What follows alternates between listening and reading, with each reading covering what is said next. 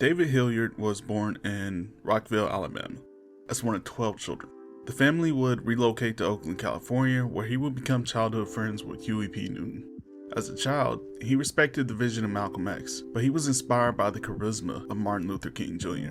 However, he didn't get involved in politics or activism until he saw his nephew Bojack on TV during the Watts Uprising. In 1966, Huey reached out and told David he and Bobby Seale were founding the Black Panther Party. After reading their 10 points, he was on board with the plan and became chief of staff. David often had a hard time holding down a job because he didn't finish high school and he didn't pick up a trade. He worked as a cleaner, car salesman, tile chipper, and so on and so on. His work as chief of staff led to him helping organize after-school programs.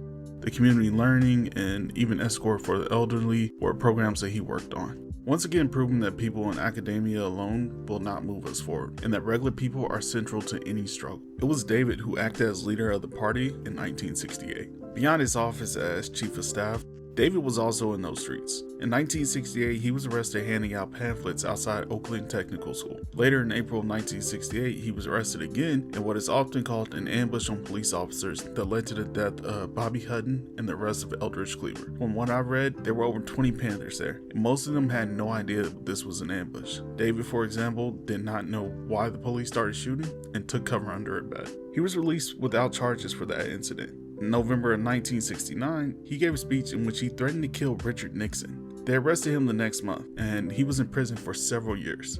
Once finally out, he struggled with addiction, something he had previously overcome. Hoping for a better life, he moved to Connecticut, where he worked as a union organizer. He lost touch with the Panthers during their final years. This included Huey. The next time he would see his childhood friend, he'd be giving the eulogy after Huey's murder. Since then, he's co-founded the Dr. Huey P. Newton Foundation and traveled the country giving lectures at various universities about the history and influence of the Panthers, many of which can be seen on YouTube.